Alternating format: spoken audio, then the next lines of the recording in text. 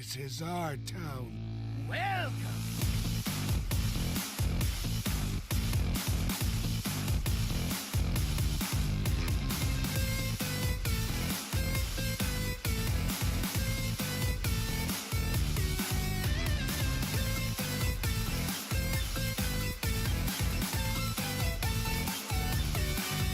What's up, everybody? Welcome to episode 192 of Value Town. I'm ChanmanV. That's Gaara. Raven's joining us today. What's up, Raven?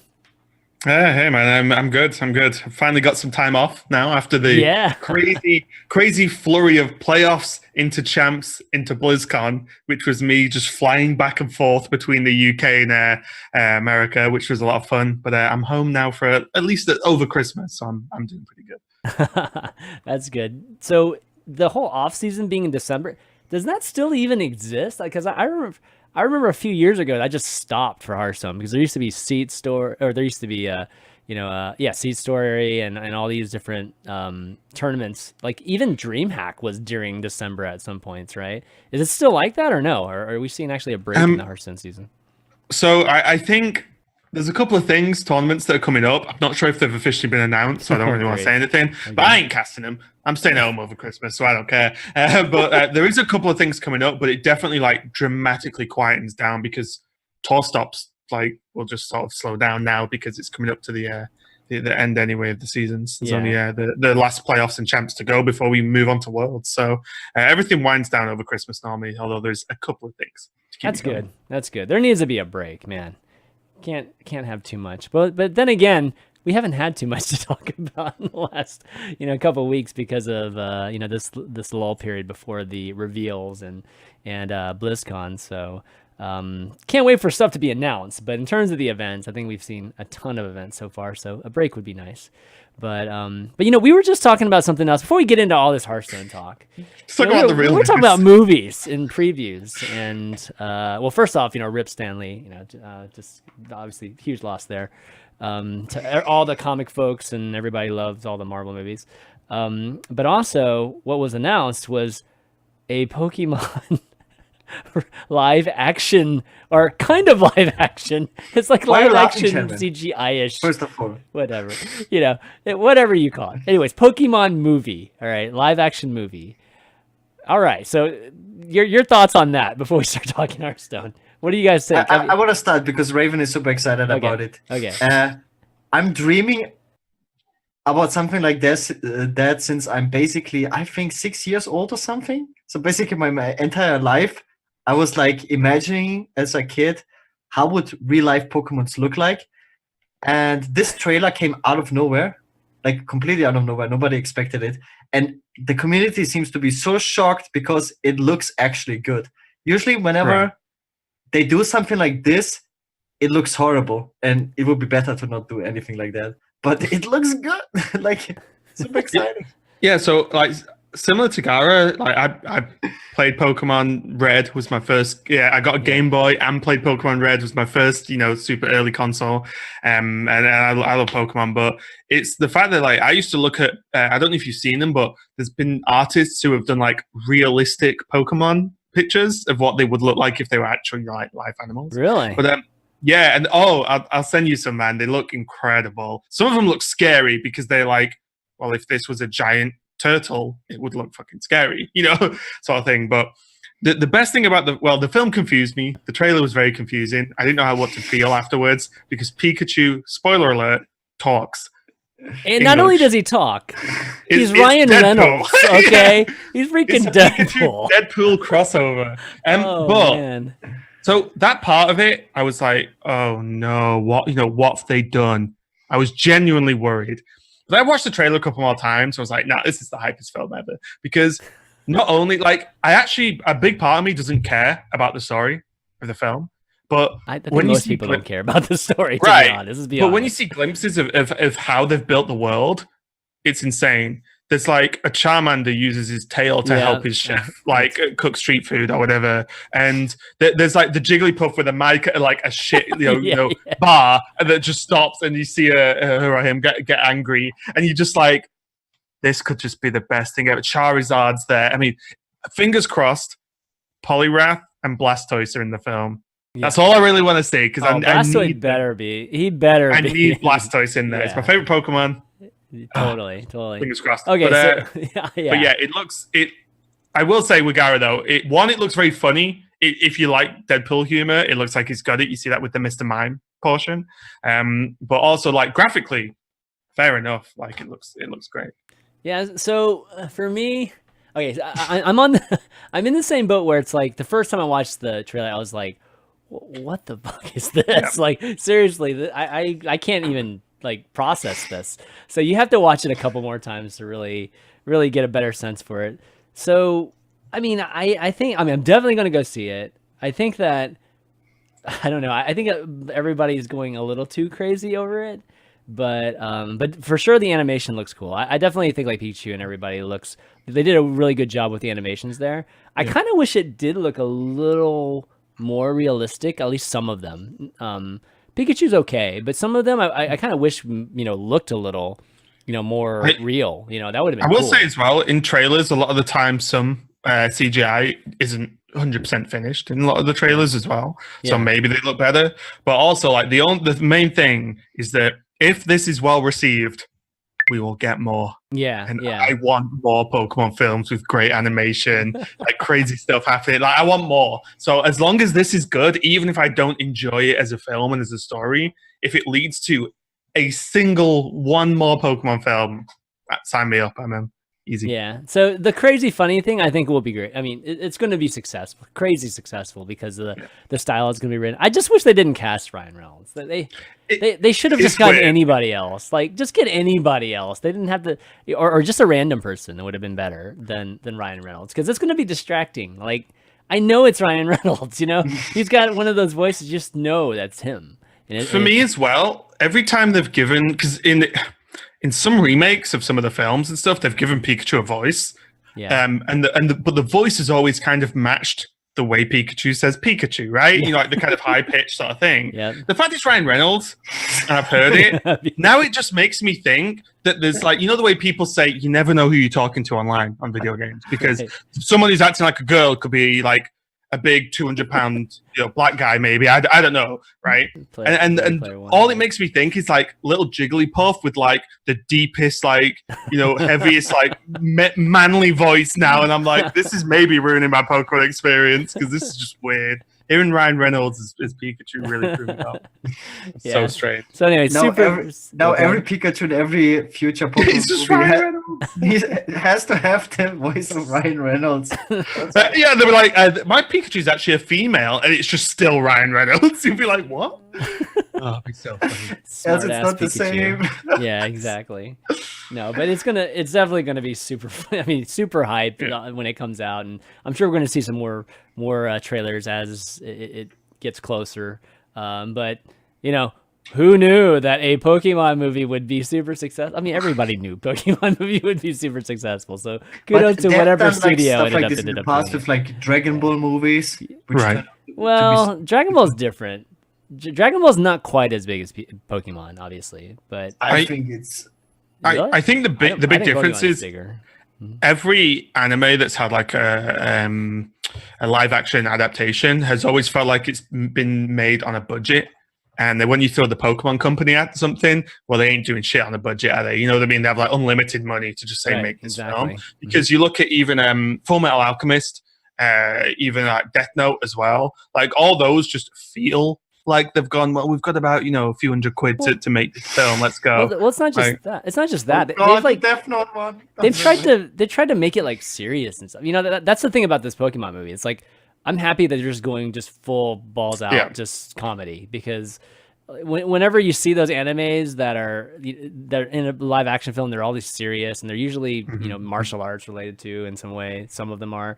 It's like this is god awful. It's like don't even try. There's a reason it was an anime, right? Right, exactly. It doesn't translate well to the exactly. Yeah. So, anyways, it's going to be awesome getting a chance to see that.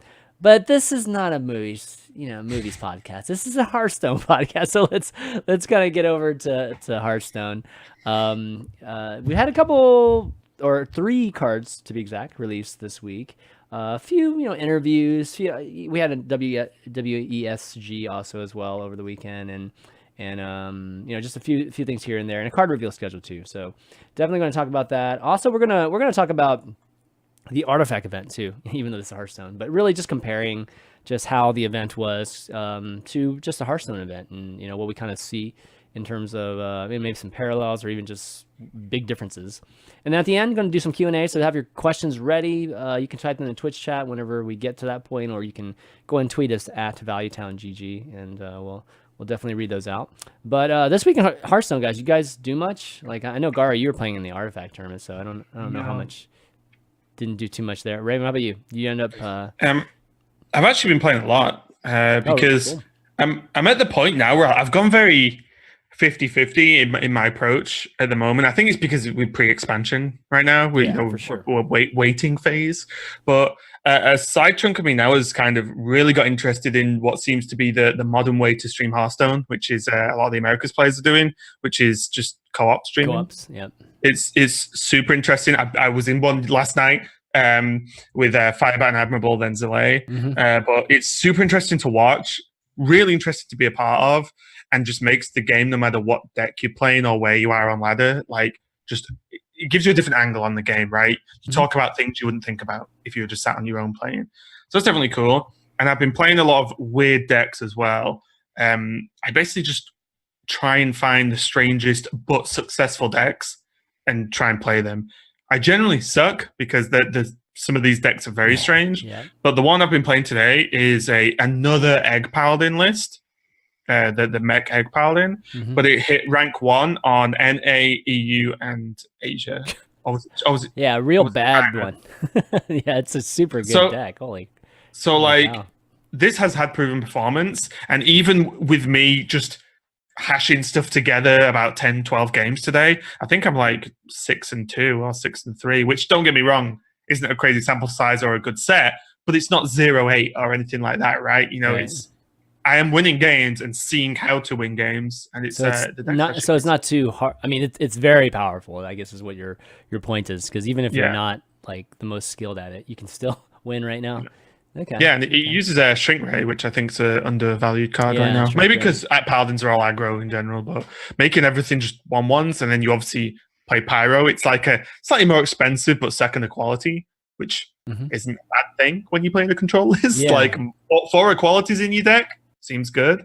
But yeah, it's really fun, and I kind of like control Paladin. I feel like Paladin should be a control deck.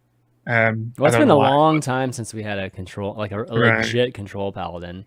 I mean, when was the last time? I mean, was it back when Rag was around? Like Light Lord and... I think it was the Light Lord and also the Quartermaster days, if you could call that control. Because it did go late game, but it did have Quartermaster, so I don't know. It was mid-range to control, I guess. But yeah, the double Rag was a cool list. Yeah, that was years ago. I mean, that was like probably over 2 years ago, possibly. So for me, I've actually been just running all kinds of just weird even shamans. I like. How do you make a weird even shaman? I don't know. It's just like the Ike in me is just like going nuts. So just literally trying every 2 4 6 drop and seeing how it goes. It surprisingly does well, just because I think just even shaman just is a decent deck right now. So just a little bit of that. Just again, still waiting, patiently to see when the new cards are going to get announced and whatnot. So their announcement schedule does ruin me, though. It annoys me a little bit. All right, they announce, they announce and then stop more or less for like 2 weeks, and that hurts me. I want them to announce and then give me cards. I want to see everything. Right, so the stall moment we're in now, where we've had like a card or 2, but I want like 2 to 3 a day, every day somehow. Even though those numbers do not add up. So remember that there was like, I don't even remember when it was. I think it might have been Kobolds and Catacombs, but it was like 4 straight weeks of reveals, right? Yeah, and it was amazing. Like, it was awesome. Reddit was literally a new card. It's just all the threads were basically about new cards, and it was just had separate discussions for each card, and it was like really really awesome. Then they just lately been doing this 2 week thing, and yeah, I agree. I don't love it. Like I feel like they lose hype. Yeah, it's very. I don't know. I think they gain a lot because this expansion just looks cool. Looks quite different. They've got some of the themes around it that look cool, but then it just. And now nothing for 2 weeks. Well, 2 weeks is a pretty long time for people who've been waiting for expansion for months. Right. I mean, we don't need 2 weeks to absorb all the videos that were made, or take a look at a graphic of a card and talk about it. So, I mean, maybe a week, but less than a week would be probably ideal. Like 5 days. Let everyone get home from BlizzCon and get settled, and then start announcing. Exactly. Okay, so Gaara, you pointed out something about the dates. So the dates seem to be very, very in line with something else. So the dates I'm talking about, by the way, are these card reveals, or these official schedule. It starts off on the 19th and ends on the 28th. So it starts off the 19th with a stream with Peter Whalen and Regis Gilbin, which is really cool that Regis getting a chance to do that. And then it's going to be ending with Dean Ixar and Brian Kibler, doing this final just dump cards, in our face kind of thing. So Gaara, yeah, what's about these dates are very interesting. Well, on the 19th, Artifact is gonna go open beta, so that's like a very big date for that game. And on the 29th or 28th, that's the release of Artifact. So that's why we have to wait. It's because they wanted to match dates up with that. Exactly. Okay. I mean, touche, man. It's like I've been, wanting the Hearthstone team to show us that they, are acknowledging competition. Like show us that you're going to do something to compete with these guys. And so at least this is, I feel like this is the first time I'm actually seeing, a little bit of gamesmanship here, from the team, from Team 5. So what's really funny is I personally don't even think the crossover is that heavy as well. I don't either, but you know what I mean. The potential player base. But yeah, it is the correct business decision, let's be honest, right? Like, it is the correct, if I was running Blizzard or head of Team 5 or whatever, I would do this as well. So this makes sense. Well, so that begs a good question, because one thing I always wonder when I get into my car, I'm driving around, is like, man, every single radio station is playing a commercial at the same time. So I always wondered, well, they obviously do this on purpose, right? But what if they didn't? Then the station that's playing music is going to get all the listeners at that time, right? So I don't know. Is it smart to kind of like do this kind of thing, or is it better just to like wait for a lull period and just announce something? The worst part is you still go through every station in the hope. I know. That they played a particularly long song, exactly. So you can catch half of it, like the end of it. Right. But yeah, so it's going to be, pretty interesting. I think that obviously the launch of a game is probably going to be a bit more hype than just, seeing the cards, for the very first time. But, I definitely props to them for at least showing that they are paying attention to big competitor dates. Okay, so why don't we maybe go through the news here. So we got a Reddit interview with the devs. We got a chance to do, or the HS Replay and myself got a chance to do an interview at BlizzCon, but Reddit also did an interview that had maybe one or two things that seemed to stick out, which was, let's see, the first thing is that spirit cards will be available in Arena. I think we might have mentioned that last week. It seemed like the expansion was very inspired by Battle of Azeroth. Surprise, surprise, given that it's such a big theme in World of Warcraft right now. And one thing that they said that they did learn is that build-around cards are just way better when they're easier to obtain. And that makes sense, right? I mean, having cards, if you actually want to have an impact, right, just on deck building and stuff, more people need to have it.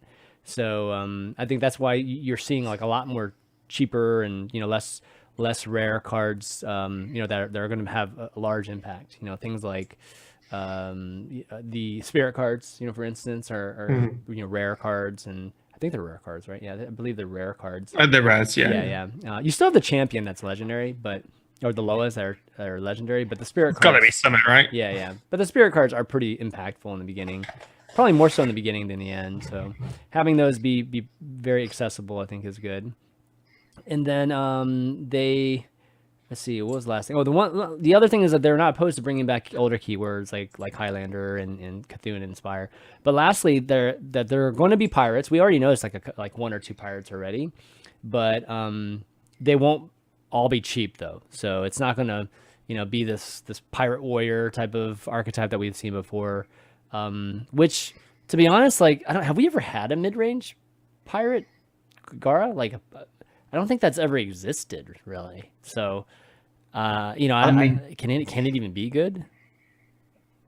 Like, where do you draw the line? We had like some pirate aggro, like warrior decks that were slower, that also still play the pirate package. Does that now count as a mid-range deck? Like if you played the dragon package, like Dragon Warrior, yeah. Yeah. Oh, is that okay. a mid-range deck? Is that an I mean, aggro it played like, what was it, a 6-mana 6/6, like. Yeah. And sometimes Gromage and stuff like that. Yeah, but that was like that wasn't like it was hard to say that was a pirate deck. That was like that was as much a dragon deck as it was a pirate deck. There were so many decks that just randomly played patches and South Sea Deckhand, South Sea Captain at some point. Yeah. Like even I remember like Big Spam Mage. They were like random decks suddenly just playing in the beginning. patches Yeah, I plus remember. deck. Yeah, patches literally because played it's and everything. the strongest free throw. Pirate priest. Oh, with Kaliseth and thing. Yeah. is there pirate priest? Really? I don't even remember that. And I It think was also, no. It had the 2/2s that gave +1/+1. yeah, but I think the spiteful decks also ran patches. Yeah. God, did they really? Because it's the I don't best even free remember throw. that. Yeah. And if you played Kaliseth as well, so then you pulled a free patches even in.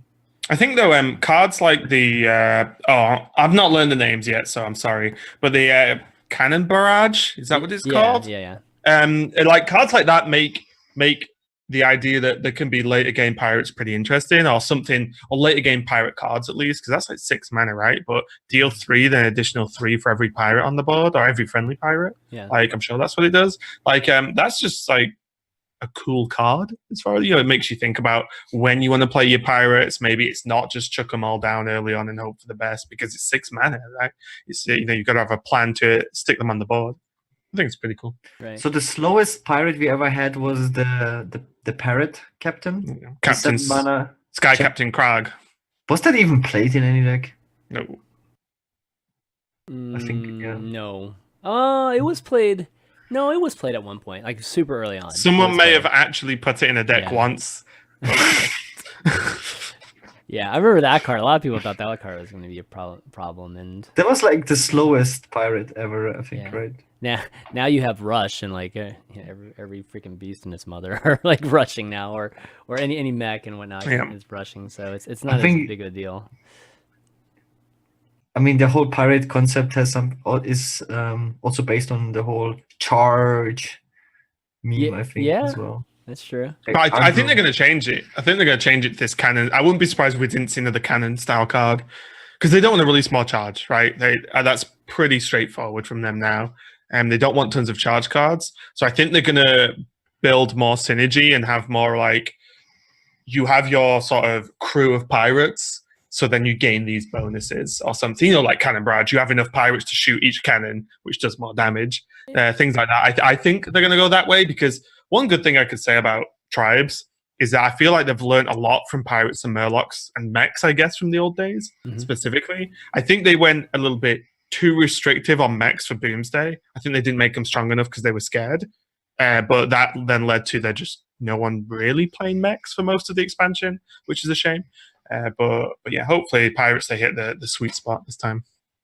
I want to see man, I really wish that there was a cheap cannon that then they would have that whole positional aspect of the cannon, kind of like the single player was, like some of the PvE stuff was with the cannon, in Witchwood. Was it Witchwood? I believe it was like one of the heroes, right? Or the champions.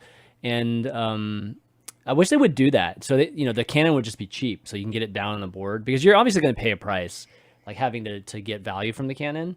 But I feel like that's a great way to introduce that positional thing, to Hearthstone even more. And and there is a very clear, cost versus reward, with something like that too. Or this current cannon is just like it's random, but it's like three damage random. It's pretty darn good. Like we can go anywhere. Multiple times. Yeah, multiple times too. So it's and the best thing is it's rogue, right? So you just prep it.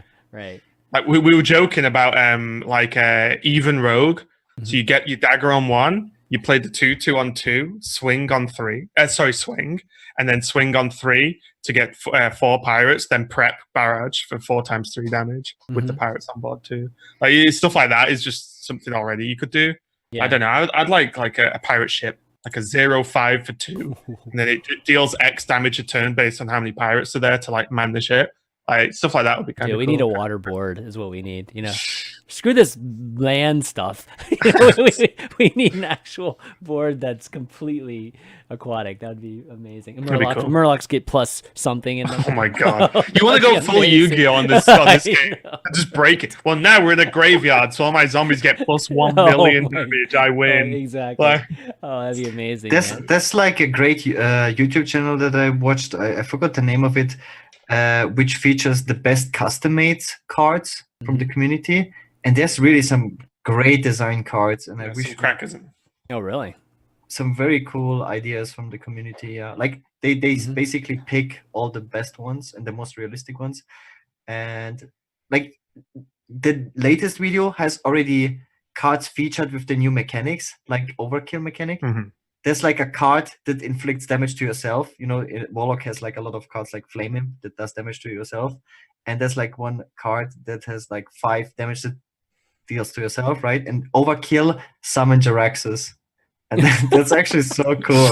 So if you Overkill, and then it replaces you as Jaraxxus, or Jaraxxus shows up on the board? Yeah, like stuff overkill like that. Yourself. So cool. Well, there was I played the brawl they had available at BlizzCon, and there was a card type involved that I wish was in the expansion, but I'm pretty sure it's not.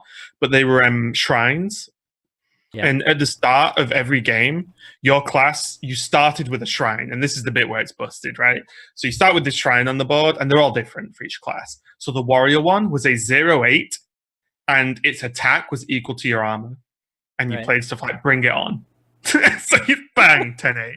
But the armor reduced its attack, and also if it could be targeted like a minion, but if these shrines died, then they go dormant for 3 turns, then come back.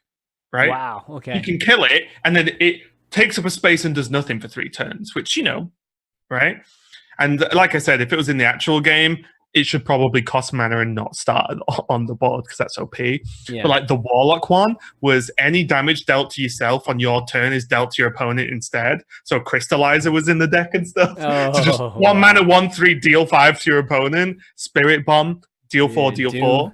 The Paladin one was a shrine that gained any buff that you placed on a different minion, which was awesome because you just play Lanessa deck or something. And like those ideas were cool because it's something on the board that your opponents have to deal with or consider at least. Yeah. And then, but if they do get rid of it, because some of them, they all weren't 0/8, some of them were like 0/4 or 0/6. Yeah. If you got rid of it and killed it, then it just doesn't exist for 3 turns. And I think that could be really cool if you had to pay mana for it to be on the board.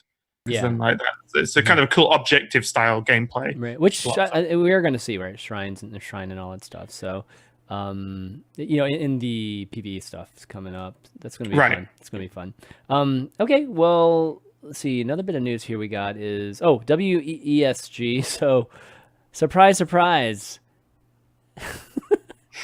Just saying, it's going to be wins another, at least a mini tournament. He's going to be representing the U.S. in WESG.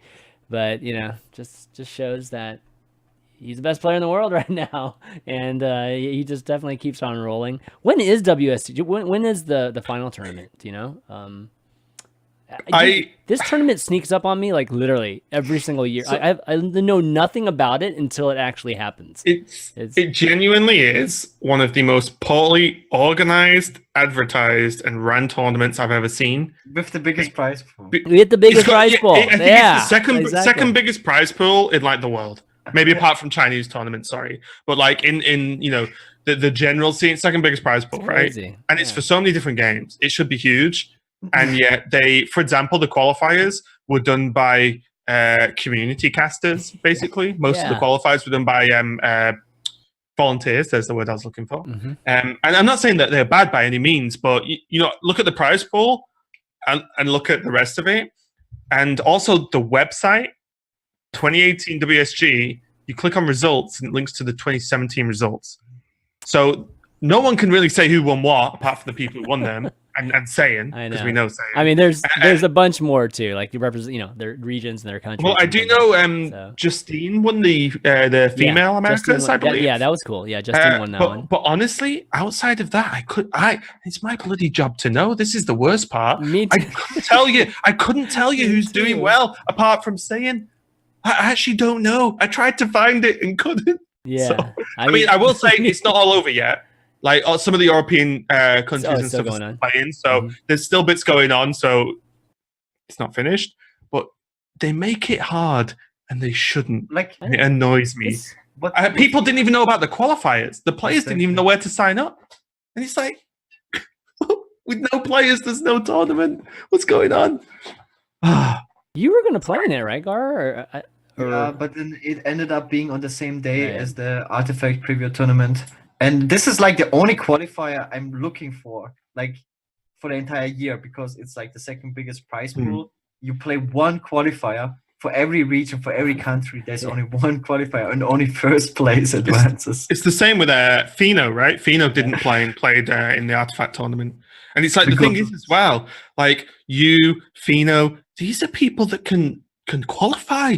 You know, it's not like random players are like, oh, you know, I can't play in it, whatever. It's like these are people who can like win and go and play in the grand final for like billions of dollars or whatever the hell the prize pool is at the end. And like the fact that it's hard to play in as a player, and not because of the difficult player pool, but because it's literally hard to find the website to sign up to. For it. That's pretty bad. Mind blowing to me. And the hardest part about that was, because last year, for example, usually you know, like roughly, because it's like every year, that by the end of October there were the finals, and the qualifiers happened like at the beginning of October. And this year, the beginning of October, no qualifiers.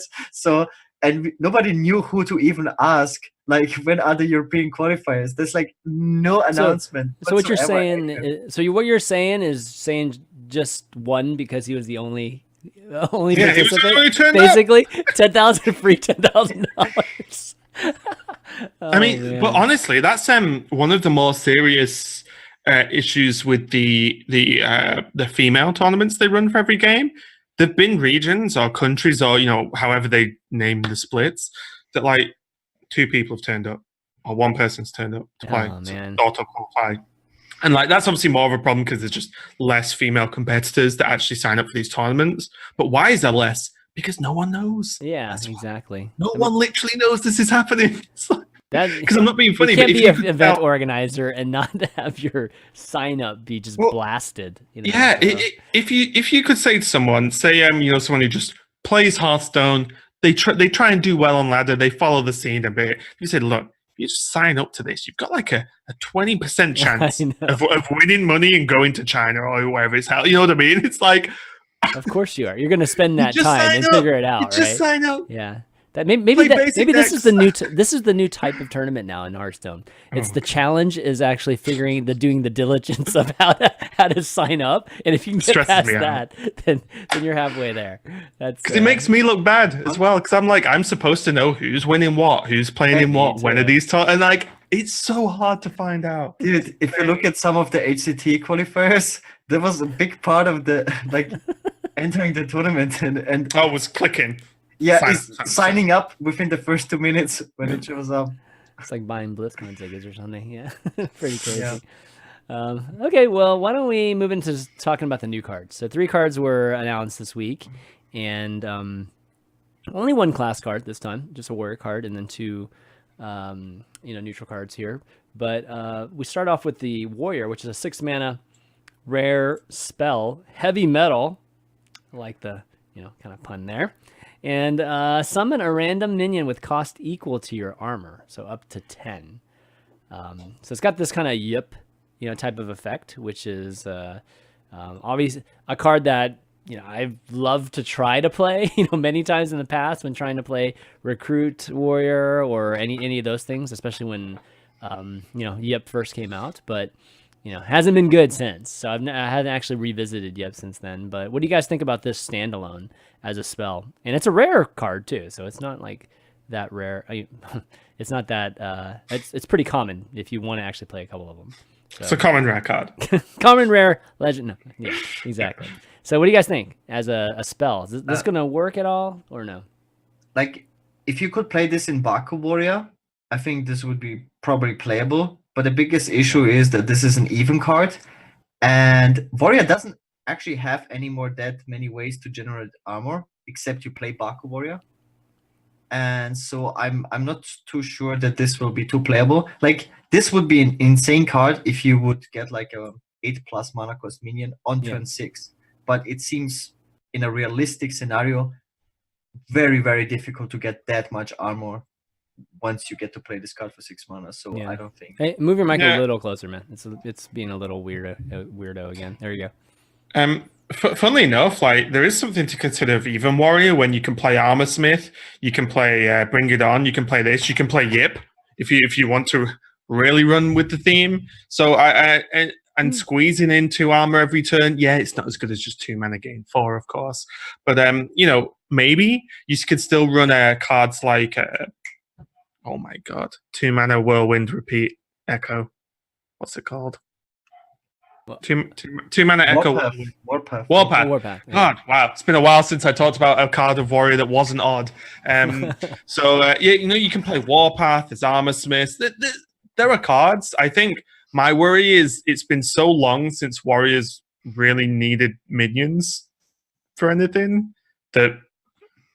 Yeah, why do we need it in now? this expansion? Probably not. I don't, unless something crazy happens, because 6 mana play a minion, or just like 6 mana do remove a minion. You know what I mean? Like just remove some of your opponent's minions and wait for your super late game or something. I don't know. Maybe Dead Man's Hand as well is something to consider, that this generates minions and can keep generating you more heavy minions late game. I don't know, but Also, when you look at Recruit Warrior, do you really need this? Like, right, you can enough threats already. Exactly. Yeah. It's weird. Yeah, I don't think it's good enough. Honestly. I do like the ability to have more, just more cards that have this effect, because the one thing with Yep, just speaking of playing it, is that there was only one of him.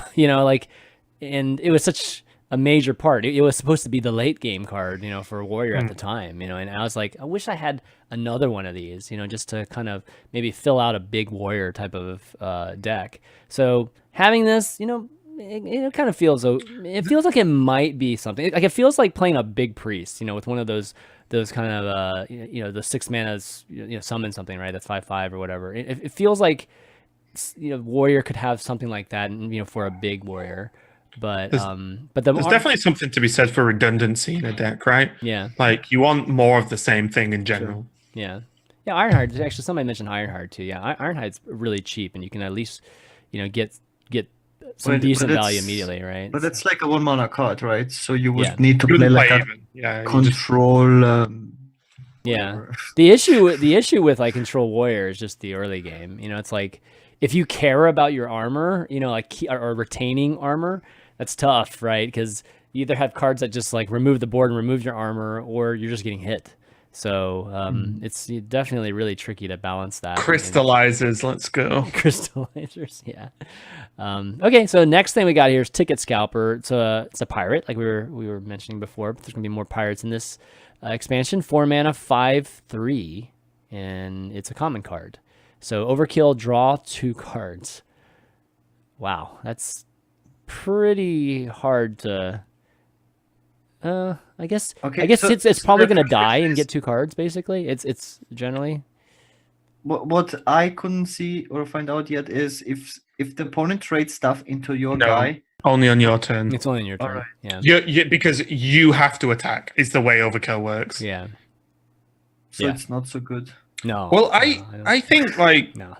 So the 5 attack almost always guarantee overkill, right? If we're imagining it on curve play, right? 5 attack on 4 is pretty high Yeah, damage. you're gonna So you're probably going to overkill if you get to attack.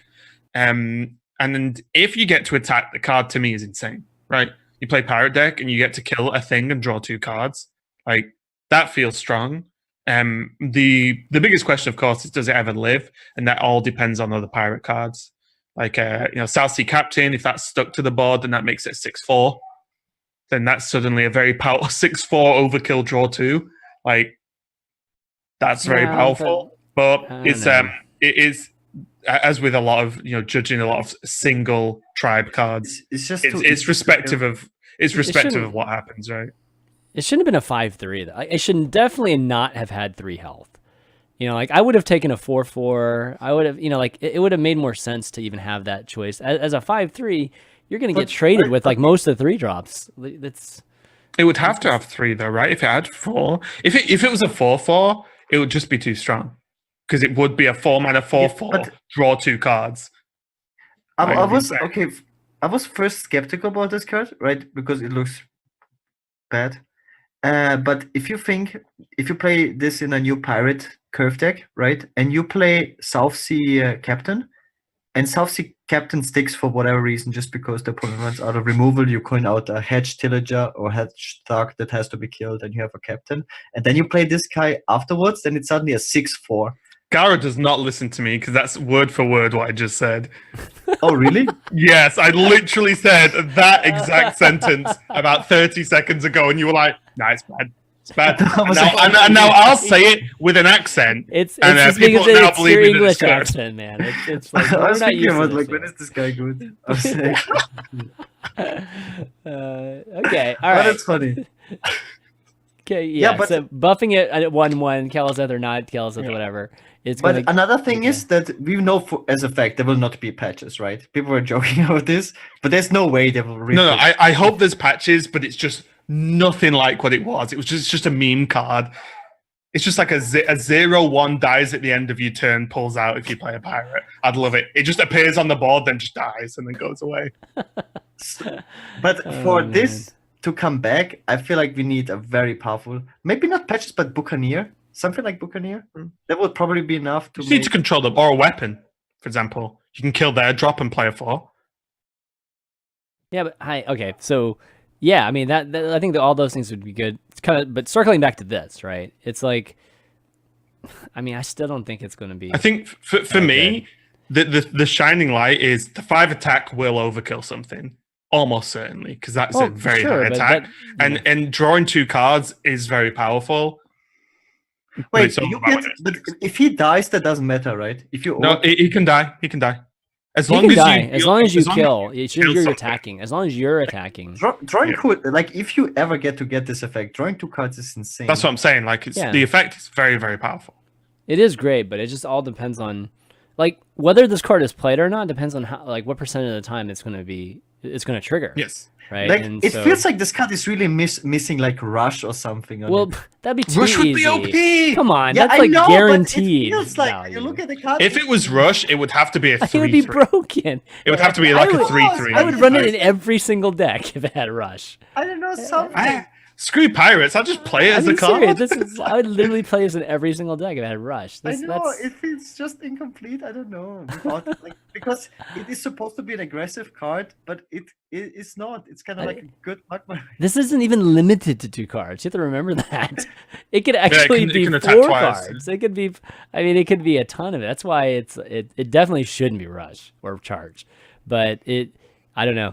It'll be interesting to see. Right now, a 3 attack 3 drop is like common. So if you guys are right that the +1/+1, buff is going to hit this card a lot, then okay, different story. Because I think the 4 health is the magic number.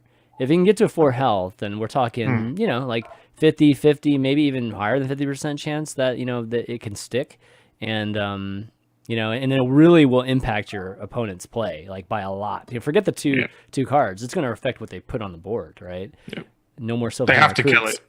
Yeah. So, from that standpoint, it's intriguing for sure. The overkill draw 2 cards is really cool. I just hope we get a chance to see it. What does it compete with? Like, if we look at Aggro Rogue, what is the 4 drops? It's Minstrel, right? Well, okay, in aggro rogue. I'm naming rogue Because- 4-drops. It's yeah, like mainly because- minstrel. Right now we Which- only play Baku Rogue, and obviously we don't have Mm. 4-drops in that. But there's nothing like that. Again, I will just say, remember that if we're even talking about Baku again, the depth of cards it looks wonky because you can't play odd cards in even rogue, for example. So you play even pirate rogue. Well, there are only so many good even cards you can play, right? We've seen stupid cards be played in even decks because there are no others. Look at the 2-drop scenario right now. There are no real good 2-drops outside of Keleseth, but look at even Paladin when it plays like the Troll and stuff like that. Like, that isn't a great 2-drop, but it's as good as it gets. So maybe that's just a card that is as good as it gets. Because you're not playing the Nerubian in like an aggressive rogue, right? Yeah. Okay, well, definitely an interesting card to that discussion. Definitely potential because of the tag. Yeah. Yeah. Okay, so the last card we have here is a 2-mana 1/4. It's a rare card, Belligerent Gnome. It's a taunt. Battlecry, if your opponent has 2 or more minions, gain +1 attack.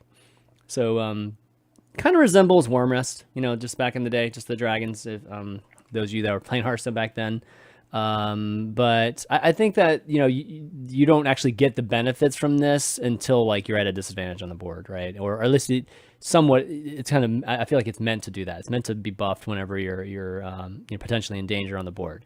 But it's actually a 1/4 taunt, worst case, which historically I think has been pretty good, at least like in Arena, and at least in that format. I'm not sure how this would work in Standard without synergy, but what's your take on it?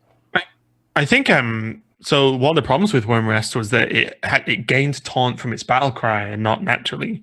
So sometimes you were playing a 1/4. Right. That's it, right? Whereas this is imagine however good a Stonehill is versus an aggro deck as a minion, not its battle cry, and then imagine that on 2. I think it's pretty good. I mean, just imagine Odd Paladin. 2. Just playing against Odd Paladin, and you throw this card on 2. Even though like Zoo, this buys you like 2 turns with Zoo, and kills Flame Imp sometimes. Like what this card does is if it ever exists in any deck, it makes the aggro deck have to think, wow, do I want to play more minions? It's like, well, yeah, you're an aggro deck, of course you do. But then the second they play this, it's like, well, now I've just created this awkward situation for myself. Like I said, this farms Flame Imps.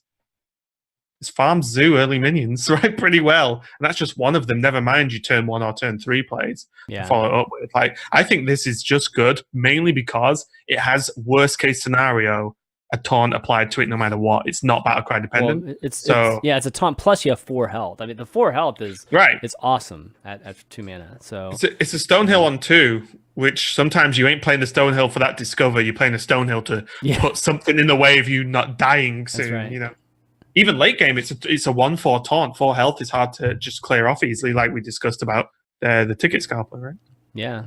So early taunt's going to be just abundant, like with the Belligerent Gnome and Tark Reapers, and just even Stonehill if you want to do that. Gaara, what do you think, man? You think this is? It's like super good. I don't know how to feel about this card because I see very like split opinions about it. Like that we had similar cards like this before, like the Katoon one. The 1/4 that gives you Katoon taunt, and it saw 0 play, but it didn't have taunt, the card itself, right? Yeah. No, it didn't. And also we didn't have Odd Paladin. Yes. Like the effect is definitely interesting. Another interesting thing is you can get this guy from Stonehill Defender, right? So another buff to Stonehill Defender. That's definitely what we need. Also as well, for example, you've got to consider, especially when you get cheap taunts like this and early game taunts, is like a Quest Warrior as well. Like this is probably solid because not only is it good on 2 against aggro, it's good late game because it costs you 2 mana to give +1 on your quest. Sick. Like people are taking the 0/7s or whatever just because they're cheap to play. Like this is probably just good no matter what portion of the game you're playing Quest Warrior. So just got to think about the everything when you think for sure. And it's also a card you could play in even Warlock as well. Like if you don't want to run play 4 Homunculus, why not? Yeah. I mean, depending on the meta, it's not even that much of a joke. People are playing double ooze right now in even lock.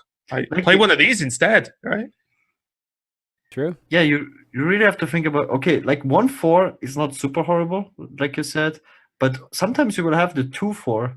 And that's sick. No, in a defense, like when you're not, a tempo deck or any kind of aggressive deck, like for sure you're gonna have to. As long as you don't coin this out, you're going against an aggressive deck, you will have that to attack. The only problem is like when you play against a non-aggressive deck, then this is like a 2-mana 1/4, and that super sucks.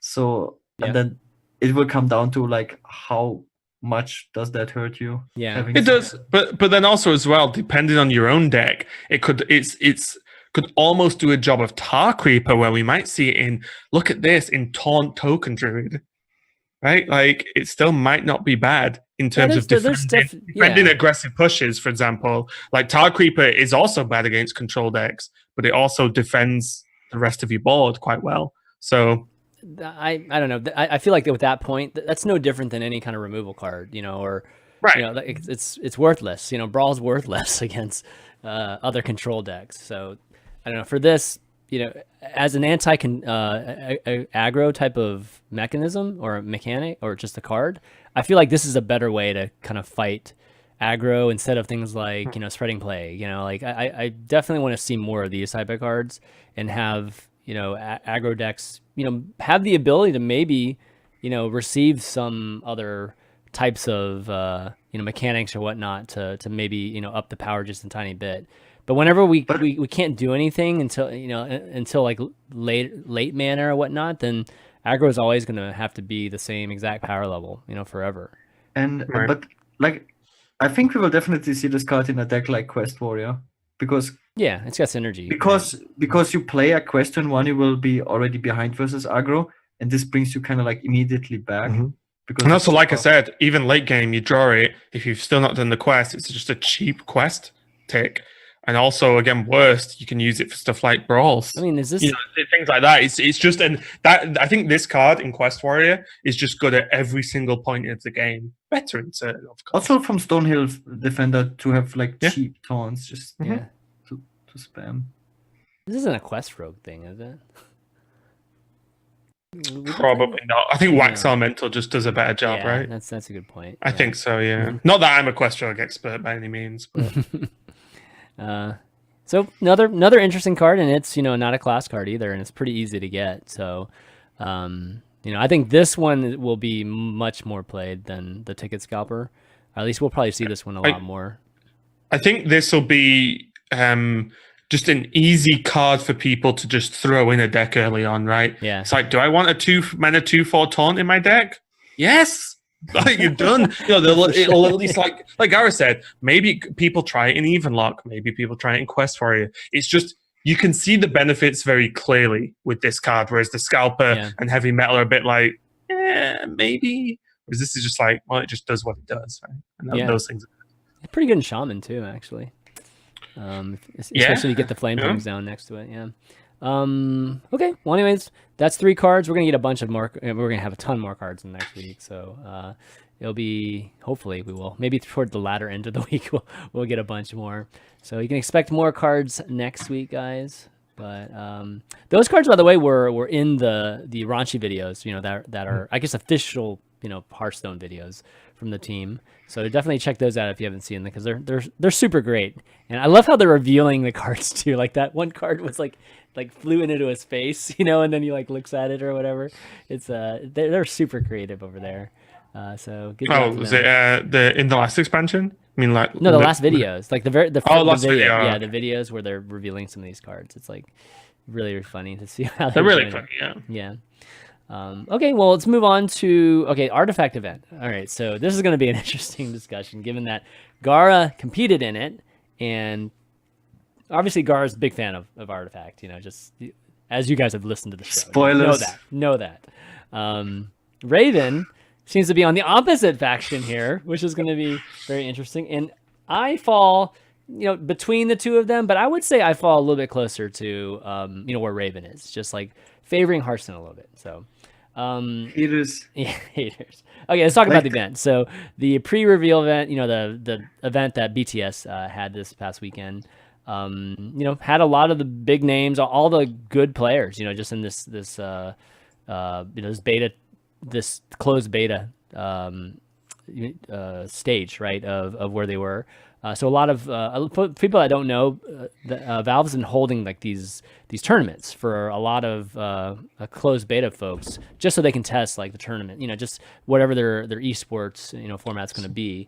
So they can buy their affection. Yeah, that too.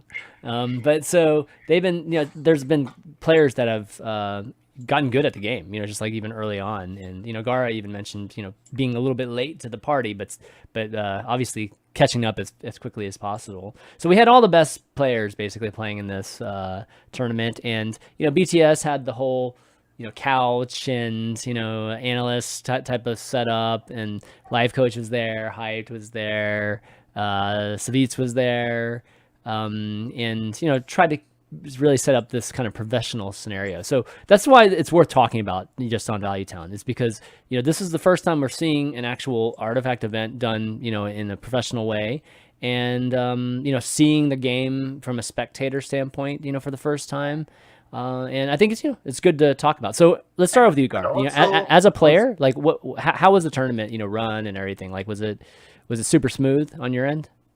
As always, like the Artifact admins, and this is not like to be biased. I always have to like mention that for me, there's no point in like talking up one game over the other, because I don't get paid by these companies. Like, I played Hearthstone for so many years. I have no reason. Like, I have no reason to dislike Hearthstone just for whatever reason. Like, I think what's key, sorry to butt in, is that people seem to not understand that you're like, humans are allowed to like more than one thing at a time, right? It's always like, well, if you play Artifact, you must think Hearthstone is the worst game in the world now. It's like, or you can just like to play games. You log into a new game, it's like, oh, did you quit Hearthstone? Yeah. It's like, did you quit? Honestly, like the admins, I don't know what kind of superhumans they have, but there was one admin. There's one crazy admin. He did everything so fast. Like, he updated all the results and everything so quickly. I've never seen anything like that. It's like the Valve admins. Oh, I don't know who these people are, if they're working with Valve or if this is like from. It's probably BTS folks. I mean, they run a tight ship over there, so. This is crazy. Except for day one. But I mean, definitely the admin sounds like, they've run a lot of tournaments, so I'm not surprised that the admin is super good job. And yeah, like, why was it run so smoothly? Well, we have an in-game tournament mode in Artifact, and we are using that, and that does everything automatically. So as soon the last match finishes, the first match of the new Swiss round starts. So we don't need people to fill out stuff, and so how does that work? So the people in the next round just stand by at their computers and just wait until like, what do you mean by that? Like, in the current version, they listen to feedback as well a lot. Valve is, so the developers, there's like you get a chat room when like the tournament mode is like you sign up for a tournament, like you click at invite link, whatever, and then you're part of a tournament, and then you know when the tournament starts, and as soon as the tournament starts, you click on okay, join this tournament, whatever. Then you have the chat room, and there's like a lobby, and there's like 3 different rooms. There's like a support, if there's some issue, like a general chat room, and there's like a player feedback, and there's like bugs or whatever. And I sometimes type something there, and they're like real developers from Valve working on Artifact. They're like, oh, cool. I appreciate that feedback. And they work on that. And like next week, they have these things changed or improved, which I never experienced ever before. This is so amazing. Right. They actually listen to feedback, but immediately. Right. Which is, no, we don't have to wait months or something. Like, I don't know how to feel about that. It's like so amazing. Yeah. And so, you have these chat rooms, and in the game, you can see how many matches are still ongoing. So yes, you're waiting at your computer, but you can see, like, you can look, okay, there's 27 matches remaining. So okay, this will last for like another hour, whatever. before the next round starts. Okay. Just a quick one. What's the time frame on, say you went AFK for 10 minutes and your match came up in 5 minutes? Was there like a time frame in which you auto concede if you're not back to like start the game? Because I've not seen any of this because I've not played in it. So I think this is very. I think it's 5 to 10 minutes or something. I'm sure the like admin. that. I'm sure there's an admin that can, like. Well, it's just the fact that override if it's a built-in tournament mode, you imagine there's built-in things, right? Like there's not going to be admin sat when the game launches for tournaments, right? Like, but at these in the first tournaments, the admins are like, I mean, they have like some superpowers. They can like manipulate that. Like if some player is not there and they don't want this player to disqualify, they can actually stop it or whatever. Right. I'm just wondering what it's going to be like if in-game tournaments become automated in the future. Then, like, if you just go, oh well, the Swiss round happened to have finished earlier. Then, like, there's 8 matches left. Oh, I can go make a sandwich. Oh shit, they all finished in the same 1 minute. Like now I'm out of the tournament. I just wonder. These are questions I would ask. I'm sure the automated ones are going to be like that, but. There's got to be like a custom one that uses the same engine, uses everything, but there is an actual master admin that can, that start matches and stop, any of this automation. Okay. So, so it sounds like from an admin standpoint, it ran super smooth and well. Raven, like, what was your take on just like the broadcast and? Yeah, so I'll just separate my thoughts on the game. Let's just separate the game. We'll have that discussion afterwards. There's some crossover because the game impacts the broadcast, of course. But broadcast, it started, and I honestly feel like no one that's done a run of show looked at the run of show for the opening of the day. I thought the same. Because it didn't exist, and this is no tooting my own horn, right? I suck at this stuff, but they could have shown me the run of show, and I would have said this will be a disaster. Because I've done it enough times now. They opened. It didn't look like anyone really knew. I mean, okay, Life Coach and Swim were on the opening. Life Coach and Swim were there to be asked questions, right? They're like the pros. Right.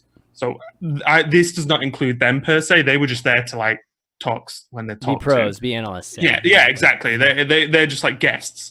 But the 2 casters opening, I felt like someone had just put a camera on and said, right, we're doing this tournament. Go.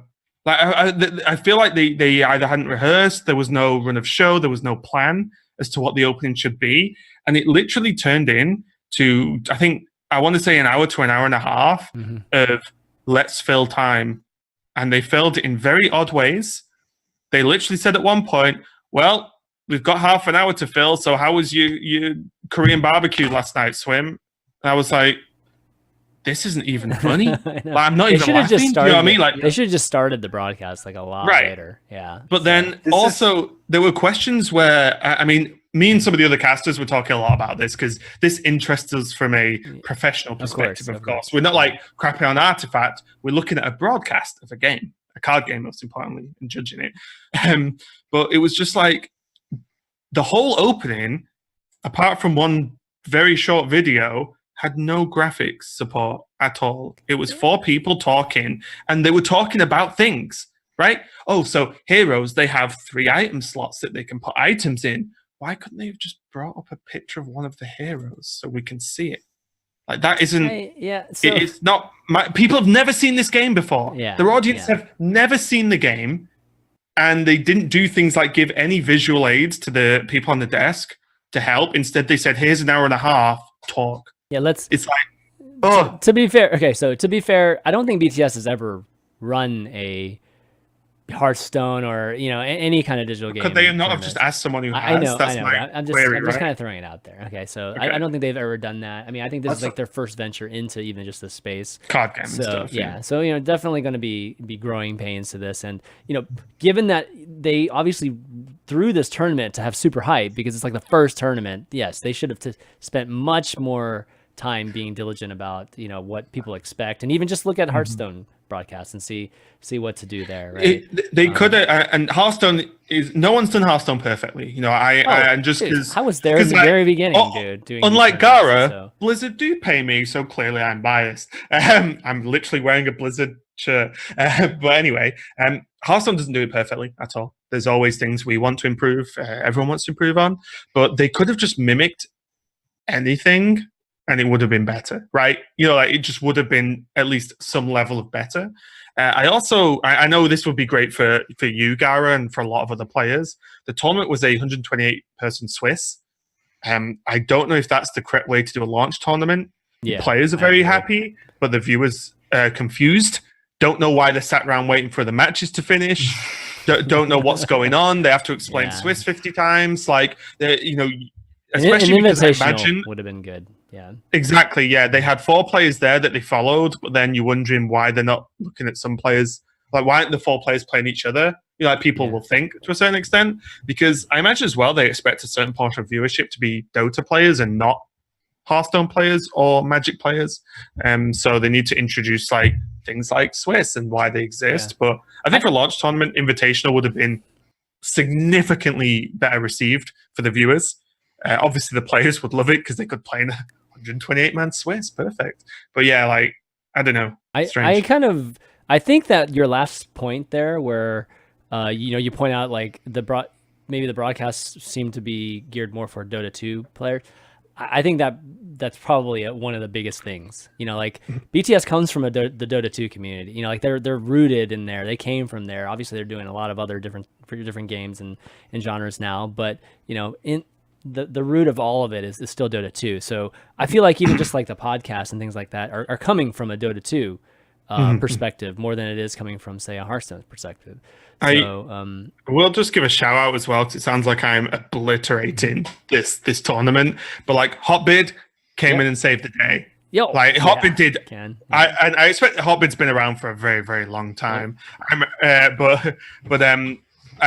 He saved the day because, again, from a casting point of view, they were casting as if everyone had played the game for as long as they've played the game for. So, for example, I think you did as well, Chanman, but like I got an invite to the private closed alpha or whatever, like 6 months ago, maybe roughly.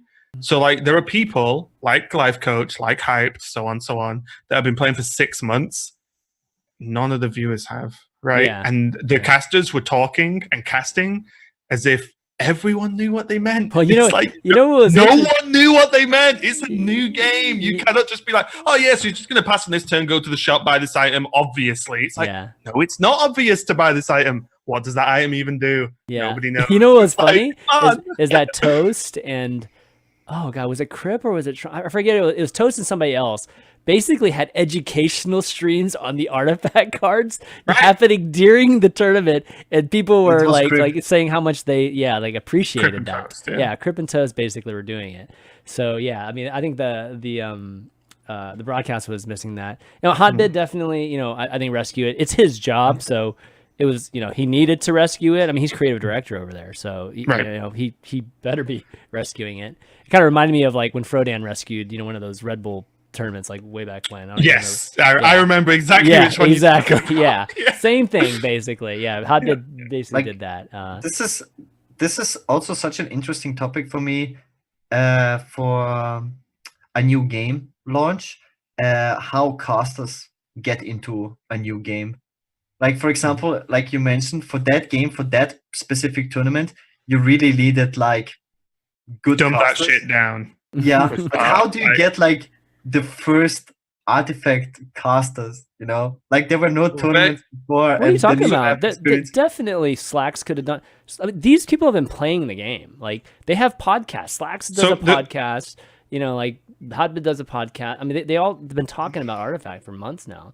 Like the weirdest thing for me was, and forgive me, I don't know who the two people on the desk were, the guy and the lady. I don't know who they are from other games. I've never seen them before in my life, so that's just my bad. But like, there are people they could have got, and Hotbit obviously understood the need of the audience, and I feel like you could pick any two decent Hearthstone casters and said, look, we've got a tournament in a month or in a few weeks, and it's going to be done to cast it like you cast Hearthstone, which is most of Hearthstone viewership is not good at Hearthstone. They need stuff explaining. And that's how a lot of us cast, especially it's how I cast. I explain dumb things that obviously I know the answers to, but you need to explain it.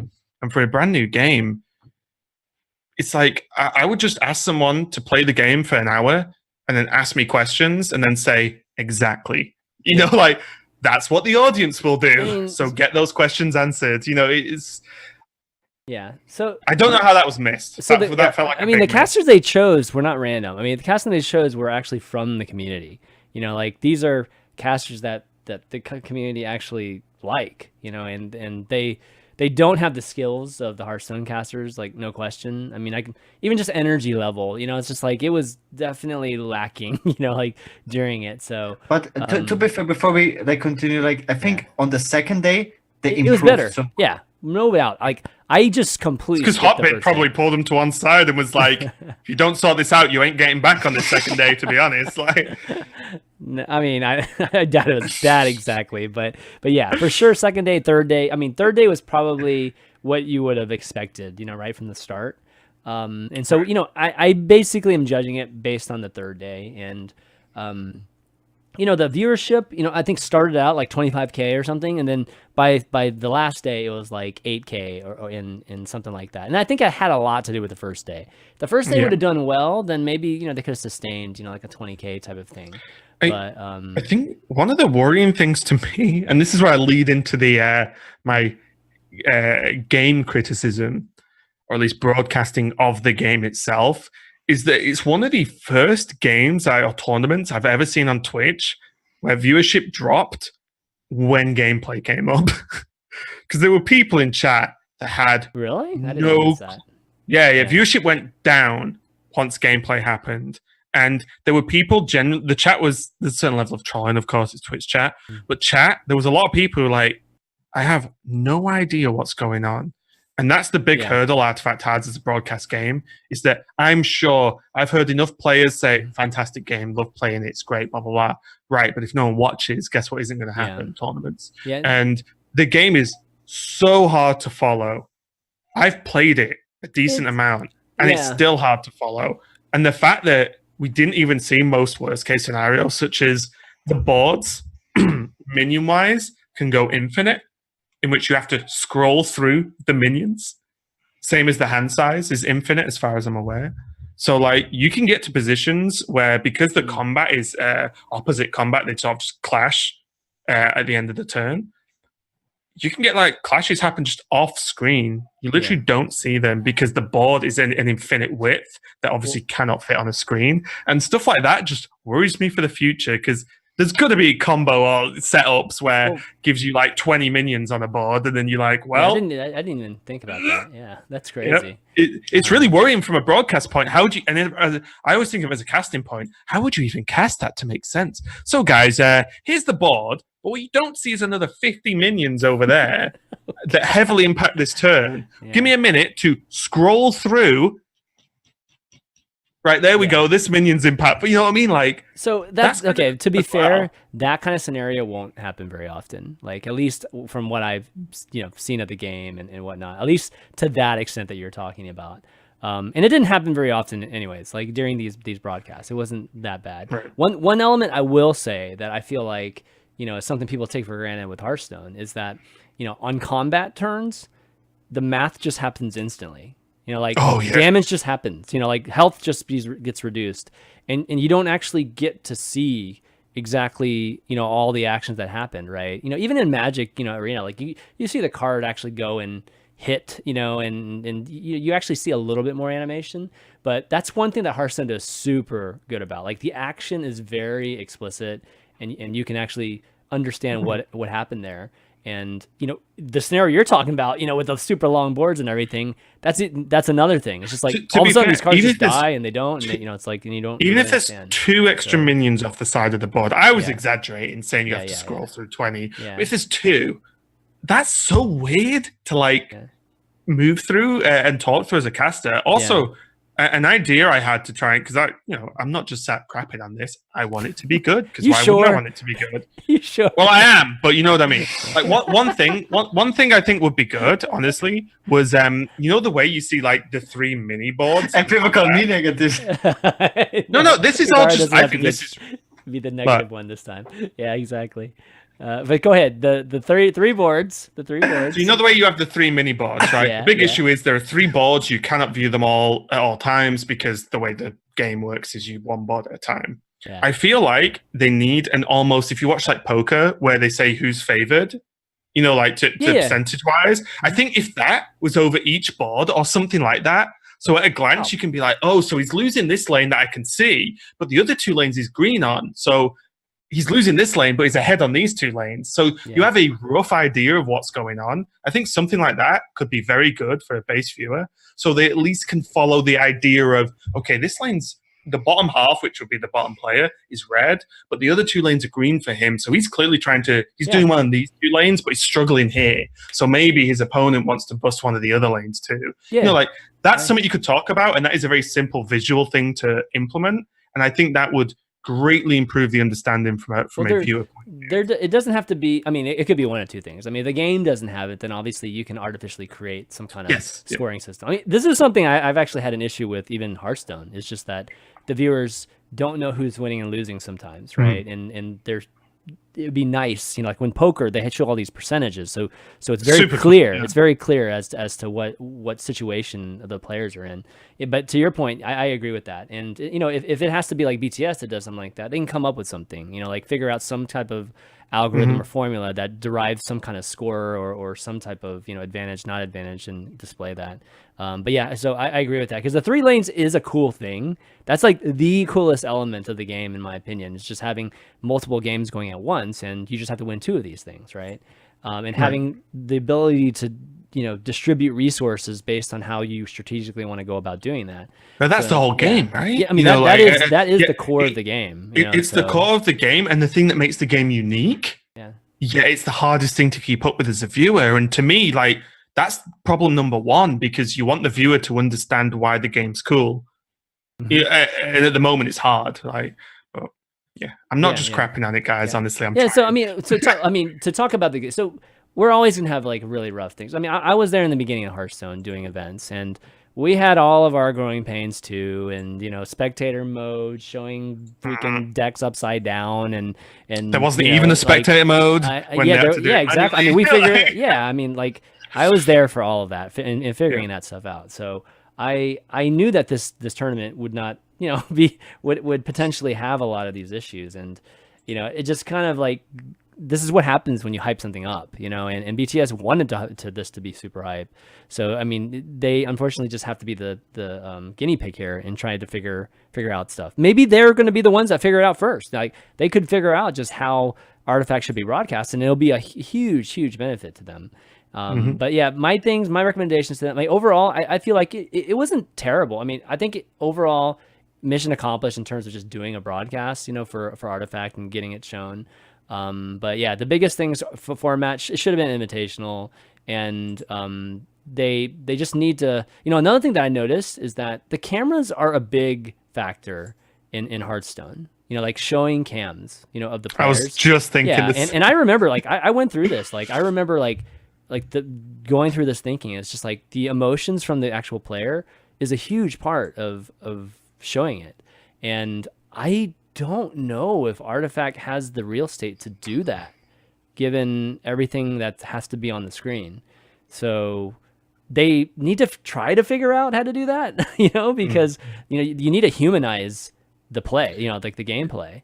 And it's one of the big things I've heard from people who either watch some other, like, team esports like League or Overwatch, where you don't really see player cams all the time, and also people who've watched other sports. Like, a lot of the broadcast crews we work with for HCT don't work, like, the camera guys don't work in esports, they just do this show, right? They work in loads of other stuff. And a lot of them have said, like, oh, it's so cool that you get to, like, just watch the players as they play. And I'm like, it is cool. Sometimes I cast the players' faces more than I cast the game, because sometimes it's more interesting in that how reactions happen. And to your point, I don't know where they put it on the screen, because there's a lot on the screen right now in Artifact. So a lot. That's a big challenge. I think that's a challenge. And then, like you were saying, like, just more, there needs to be just more added production stuff, and it doesn't have to be from the game. It could actually be from whatever broadcast, you know, company or event organizer or whatever. They can figure that out.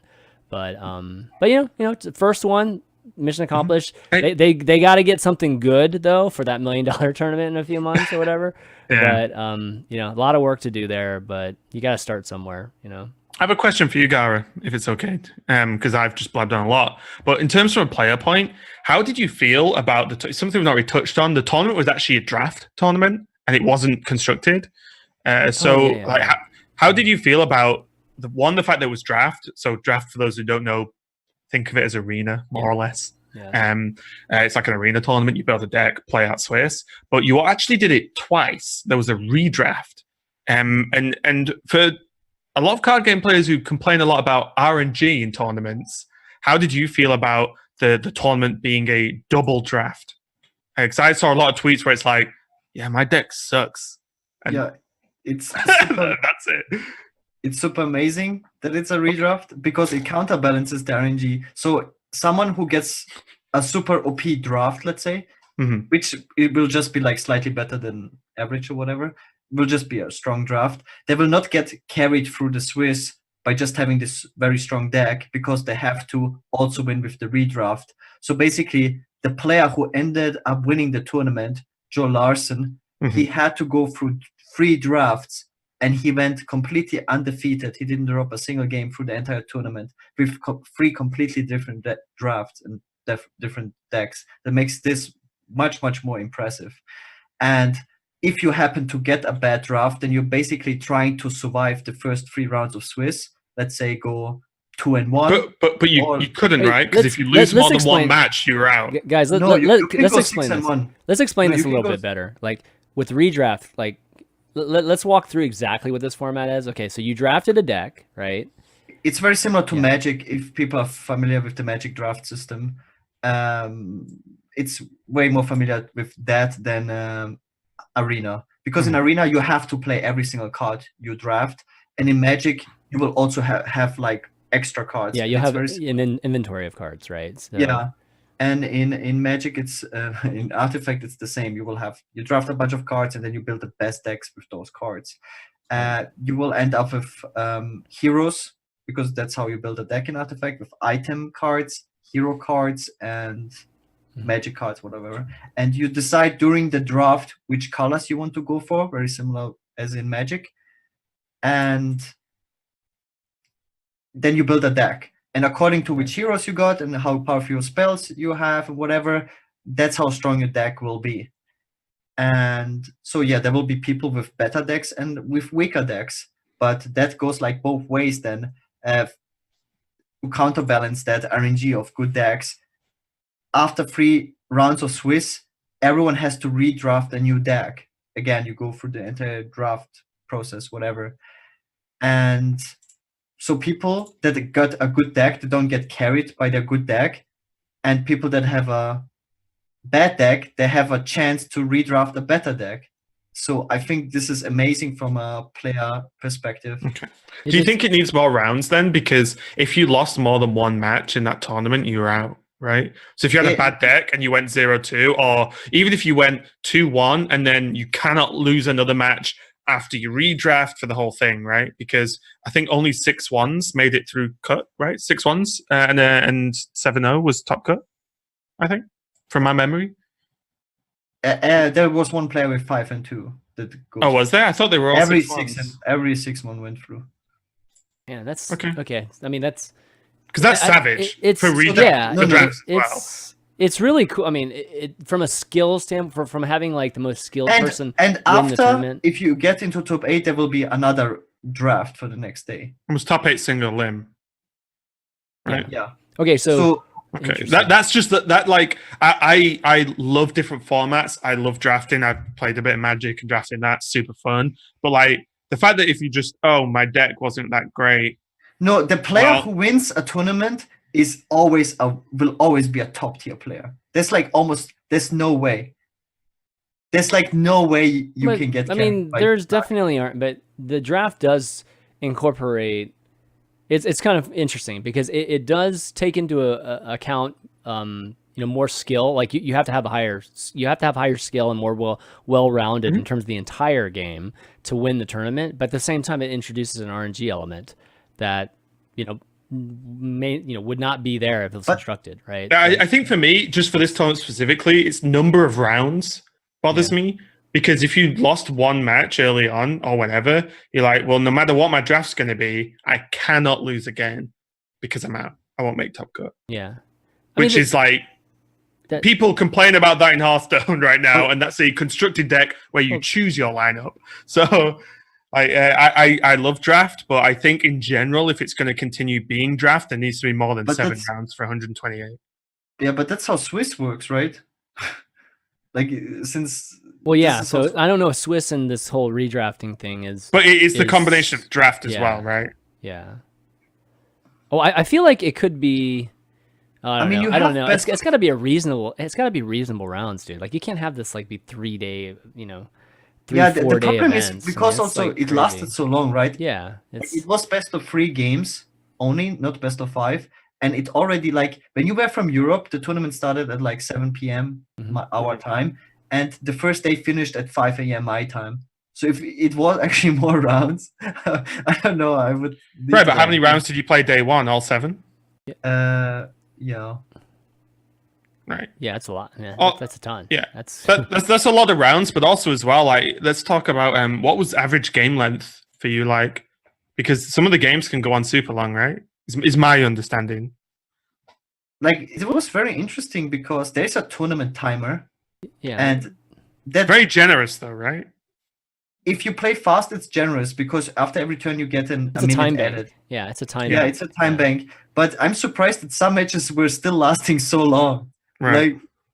Like I don't know how these people. I never finished as last. So I was actually surprised, like, how is it mathematically possible that these guys, like, I finished half an hour ago, how are they still playing this series? I just wonder if that's something they need to look at, because if a 7-round day was 12 hours, similar to Hearthstone, those were best of 3s, not best of 5s, then like, maybe they need to look at that timer, because something that worries me currently about Hearthstone and broadcasting Hearthstone is for a viewer to commit to watching one match, they could be there for over 2 hours.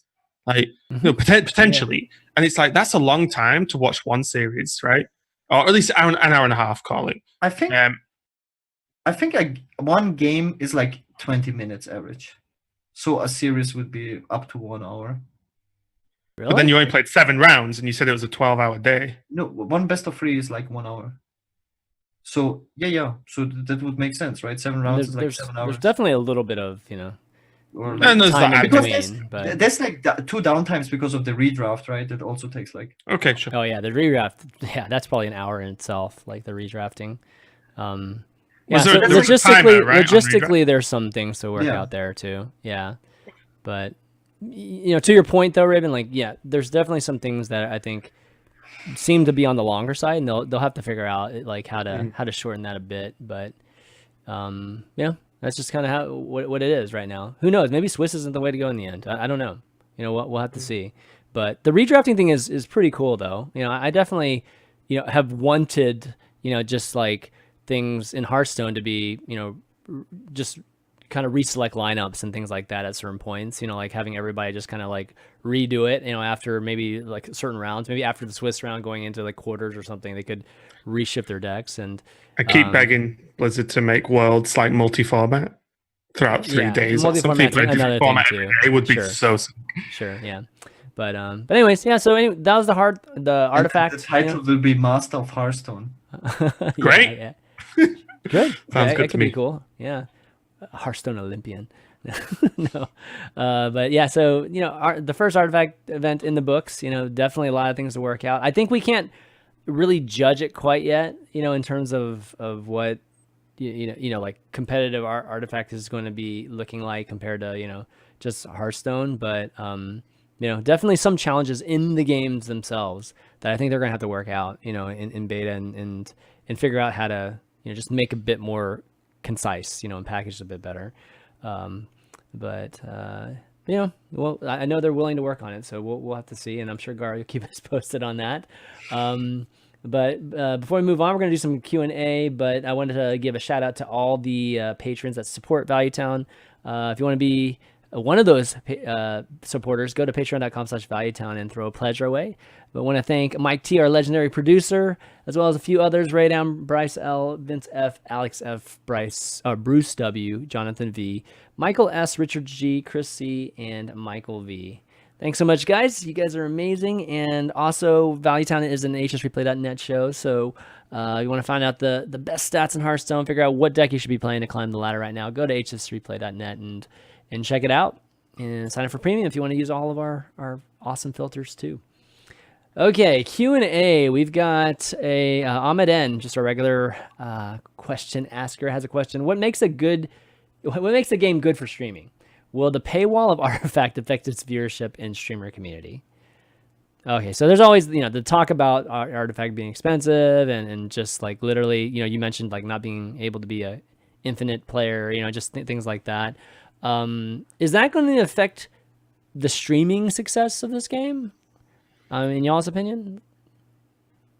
I don't think it'll affect the viewership of streamers, if that's the question, because I feel like a lot of people who watch games in general, but also games like Hearthstone, don't necessarily play them that much, but enjoy watching them. There's a lot of even sports like that. Most sports people don't play, but they enjoy watching. So I don't think it'll affect it too hard. I think it will impact player base quite dramatically. People who consider or think that Hearthstone's going to become a dead game because of a $20 buy-in and then a purchase of every single card you will ever get is going to make Hearthstone go away is a very interesting opinion. But I think streaming, I think it'll be popular as long as the game is interesting to watch. My question is it broadcastable as a game in general, not so much as a streaming game? Because is it too hard to keep up with for a viewer? I don't know. We're going to have to find out. Like with my more than 2 decades of experience in gaming and esports, I really wonder if the success of a game comes down to just marketing, because I've seen very great games completely fail. Absolutely. Just because nobody knew about them. No, dude, I used to develop mobile games for a living and, was very much into the whole marketing and advertising and everything in the mobile space. And there are, probably 1,000 great mobile games that get no downloads because people just don't know where they are. You can't discover it. People have to buy ads, and the ads are completely nabbed up by all the big players, right now, just the Supercells and the Kings and all those type of and then you get a game like Flappy Bird that gets billions of downloads and it's shit. Flappy Bird is that's a completely anomaly, a complete anomaly. All right. Do you remember Heroes of New Earth? Yeah. Mm-hmm. It was such a good design game, but I felt like nobody knew about it. Yeah. I mean, I agree. Heroes of New Earth is a perfect example. It was better than League of Legends. And, it was an issue with the developer, just didn't put enough marketing dollars in, didn't, try to build an esport out of it, like a legit esport out of it. And that's what ended up happening. Right? There's a reason most companies now pay streamers a lot of money to broadcast their game, because getting the game out there and making it just at least visible for people. I mean, Fortnite's a perfect example. Oh my God. Fortnite, Epic just spent so much money in getting all the PUBG streamers to do it, and then they reached that critical mass. They actually had that tipping point. That what we see now is 500 million or whatever 100 million users there are now. More concurrent viewers than Steam. I know, which is crazy. It's insane. Just got more concurrent players than all the other games in the world. Yeah. But it's so slight exaggeration, of course. So definitely marketing plays a big point, but I think that the biggest thing for Artifact that for me that I'm very, very interested to see is just how big the player base is going to be, because that's the strength of Hearthstone. Hearthstone, 100 million just total accounts, at this point. That's a lot, and you only have a small percentage of them playing, concurrently at a time every day. So can Artifact get to even 10 million? I don't know. Are there enough? I think it will happen because they designed a game that it will be playable on mobile. And as soon as a good game is playable on mobile, the numbers just go up like crazy. You're gonna pay $20 and then buy stuff on your mobile game? That's a big ask. I don't know how it's going to... Do you know anyone who would play Artifact $20 is- for a mobile game? Okay, Do you know anyone? Dude, I played Clash of Clans, Clash Royale. What do you mean? Okay, but you Yeah, but you you are can very play free, small right? subset. Like you can. Yeah, I mean it's. All I'm I- saying is, I like, if also- someone looks at $20 next to a mobile game, is what they'll view as like. What do you think? How will be the payment model for Diablo Mobile? It will be like 100% pay to win, right? Even though it's a Blizzard game. But I it would still hope be not, successful. but I don't know. But everyone Is that- expects. No, $20 for a mobile. That's not that much. Like it, to be honest. That's, I think if you're gonna have a successful game, your ARPU is going to be, like higher than $20. So, I wouldn't be surprised, if they are able to do that. But still, it's about volume, right? Like, you still have to have this casual experience, and I just don't feel like Artifact has a casual experience when I play it. Like I don't feel like when I play Artifact, I feel like I have to think, like I have to like really put, a lot of like, mind power into it when I'm playing it. Where with It's very Hearthstone, reminiscent of early Gwent, isn't it? yeah, it's kind of like Gwent. I mean, it's even more so, I think. Where with Hearthstone, I can just like be literally doing something at the same time, not really care that much about winning or losing, but still going through the mechanics and you still have that kind of fun experience, right? I think the biggest issue there is that you've just said it as well, is that like, so obviously fun is subjective, right? Like 100%. course. And obviously a lot of these players playing Artifact are having fun because they enjoy breaking down a card game and winning, right? A lot of people have fun with Hearthstone because they get to like aim big minions and hit things in the face, right? Cast spells, like cool things. I don't think that type of fun exists in Artifact. I don't think it's a particularly fun game. I think it's fun for people who enjoy unlocking puzzles, which is what like most card game players are like. They want to like break a game and then win as a competitive player. But I feel like for me, Artifact at base level isn't fun to sit down and play. It's just fun to win at.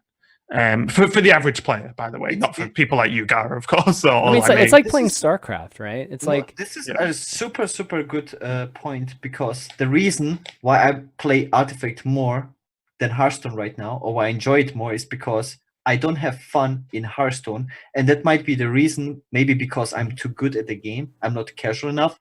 Like for me, it's too frustrating, when I see my opponent draw Kalasev, play Kalasev, and I know, okay, he will win the game because of that. Or he plays Shadowwalk, I play a control deck and I know I will lose. Or he plays Queststroke, like that I know immediately what's going to happen. Maybe but I'm like a small percentage, like you said. Right. Tiny percentage, yeah. Right. Tiny. So I think the pro scene is going to be, it could definitely see a scenario where the pro scene's better.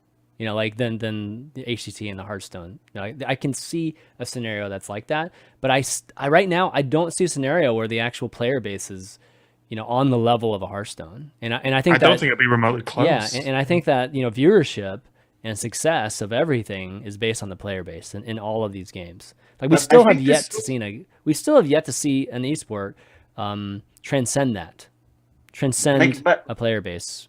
But I think that is the case for Artifact right now, because it's so non-marketed right now. Right. Mm-hmm. Like, where is Artifact talked about, right? It's only, I think, in Steam, on Steam. Oh yeah, I'm not judging it like based on any empirical data right now. I'm just kind of like, that's my feelings right now as to like I'm very curious to see like how many download sales they have like in the first year, and see what that number ends up being. I also generally wonder, just because of the way Valve is as a company, because you kind of Dota, funnily enough, is very similar to what I imagine Artifact to be. Like Dota has a large player base, right? But it's not mind blowing. It's not like super crazy, but it's very elitist. It's like 20-30. It's like 20-30. I think they just want to make elitist games. Look at CS, Dota, Artifacts. They just want like an elitist form, which is the same with Artifact. I think they'll be happy if they just make enough money from people buying, selling cards, paying for doing all these drafts every day. Like if there's a small player base but paying a lot of money, I think they're happy. I don't think they will care so much sounds right. because it's the same. I feel like they've applied across other games, or their attitude at least towards some other games. Would you consider Dota 2 a mainstream game? No. This is so interesting. Yeah, because Counter-Strike is right. Counter-Strike's different. Counter-Strike, yes. Counter-Strike's weird because it exists in a almost a genre of its own, right? What other games are like Counter-Strike? Because whatever you pick, it won't be true. Rainbow Six is probably the closest. Yeah, Counter-Strike has a history too. Like, but League of Legends is mainstream. Dota isn't. Dota's like an elitist. But Dota is still huge. But it's not kind of mainstream. So it's basically die-hard fans from like Dota 1 and like over the years from all mobiles. Yeah, it is. It's kind of crazy how... My question is, if you ask someone who plays Dota how many hours they've got, it's always like 8 million. It's never, I've put 60 hours in and it's fun. No one ever says that. It's I've got 18 million hours of Dota. And you're like, right, well, you really fucking like this game, right? But that's, honestly, I feel like that's the truth, right? Yeah, because, and I think like you look at League of Legends versus Dota, and I feel like it's League of Legends and Dota is going to be very similar to Hearthstone and Artifact. I feel there's definitely an audience. There's definitely the elite side of it, the very hardcore audience, but there isn't the wow. You could ask like a taxi driver, "Have you heard of League of Legends?" They'd be like, "Oh yeah." Have you heard of World of Warcraft? Oh yeah. Okay. Have you heard of Artifact? No. Have you heard of Dota? No. You know. I think this is a very interesting topic because how does then Dota 2 survive or self-sustain? Because it still has like the biggest prize pools by far, and if you compare it to which is heavily funded by the hardcore players. Yeah, half of it's funded by the hardcore players, right? So Gaara, imagine if we lived in a world where Team 5 said, here's a card back that you can buy for $3. I will never understand why not. $2.50 of that. No, okay. $1 of that goes to a prize pool. You're looking like a 50 million prize pool for Worlds. Garros was stupid. Like, look at HGG. 50 million, but probably like a 5 to 10 million. Okay, I'm super over exaggerating. But like HGG Cheer made an absurd. I mean, like it blew the estimations out of the water, and it was the reception on it was mind blowing.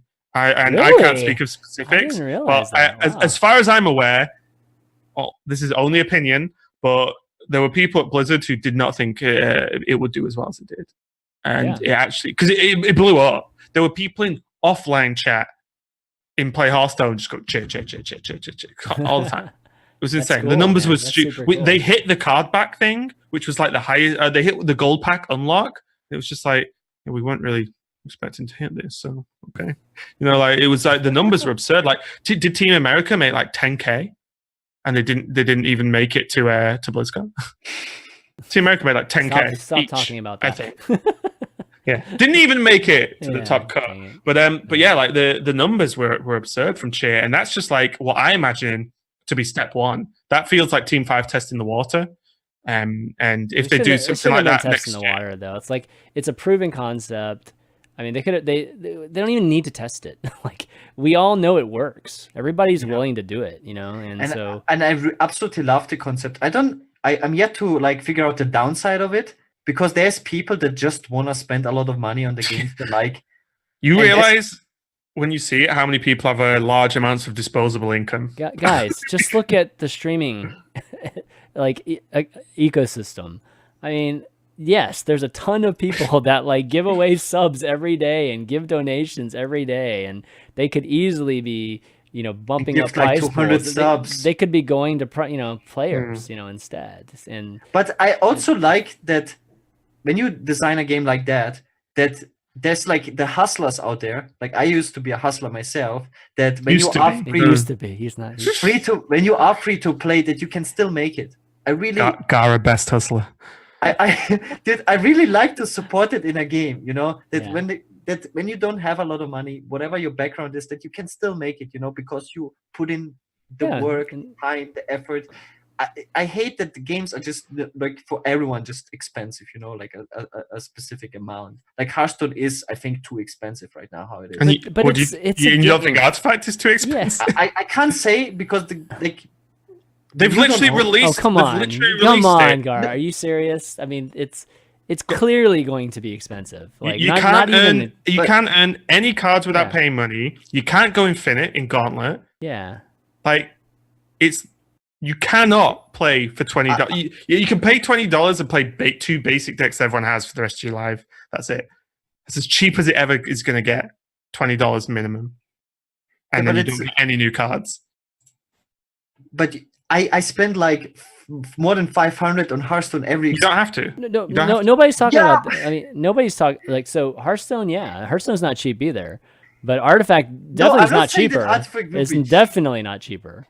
But I was like more speaking like generally, like games like League of Legends or whatever, you could just play free to play and be very, very good. Sure, like very good. Spend thousands of hours and make it. But there's people that can buy all the skins for like hundreds of dollars and still enjoy it. You know, the company makes a lot of money, but you kind of support both directions of players. And I think every game should be designed that way. Yeah, but Artifact's not though. Artifact doesn't have I know. virtual I'm not currency. saying that Artifact has no virtual currency. Yeah, so they should introduce that, like in my opinion. But you know, like I think that if they don't, and here's the thing, guys, digital card games, it's not any other video game. So like we need to just stop doing that.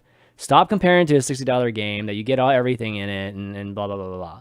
Because this is not what we're talking about. You know, like this is just a more expensive game, and if you want to think of it in terms of like you investing all this money into it too, then sure, you know, think of it that way, whatever, you know.